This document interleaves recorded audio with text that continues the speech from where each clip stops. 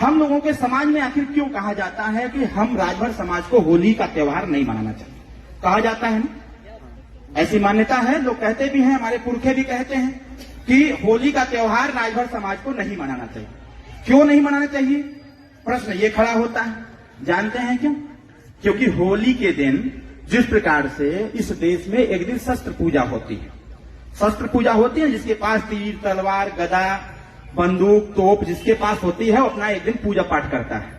और जिस दिन शस्त्र पूजा होती है उस दिन कोई भी उस शस्त्र का इस्तेमाल नहीं करता है, उस दिन उस शस्त्र का कोई इस्तेमाल नहीं करता है। राजा सुहेलदेव राजभर की मृत्यु के बाद जब लगातार 157 साल तक शासन चलता रहा तो उसी बीच में घटना घटित होती है।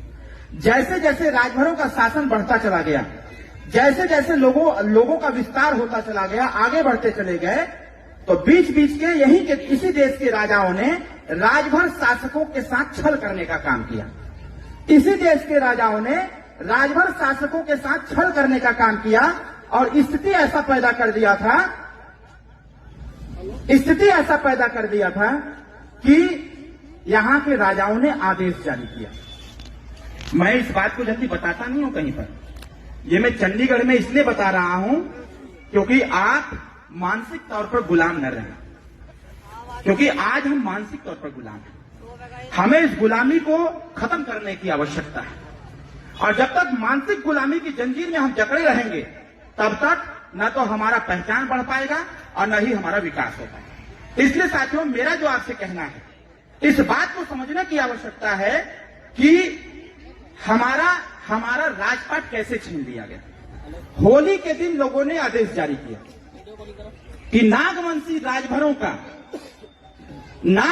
राजभरों का जो भी सैनिक जितना गर्दन काट करके मेरे पास आएगा उसको उतना बड़ा उपहार दिया जाएगा।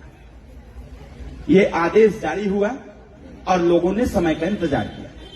ये पूरे देश के राजाओं को पता था कि होली के दिन राजा सुहेलदेव राजभर जी के वंशज या फिर जो राजभरों के राजा हैं वो अपने राज्य में शस्त्र की पूजा करते हैं और जिस दिन शस्त्र की पूजा करते थे उस दिन मदिरा का सेवन करके खूब अपना नाचते गाते थे, झूमते थे, खुशी का इजहार करते थे। और राजा सुहेलदेव राजभर जी का संकल्प था युद्ध नीति को लेकर के कि हमारी तलवारें कभी भी नहीं उठनी चाहिए, अपने किसी भाई पर अपनी तलवारें कभी नहीं उठनी चाहिए। इसी बात को मानते हुए इसी मौके का फायदा उठाया यहीं के लोगों ने और फायदा उठा करके राजा सुहेलदेव राजभर जी के वंशजों पर लोगों ने चढ़ाई कर दी। होली के दिन जब शस्त्र पूजा हो रहा था उसी समय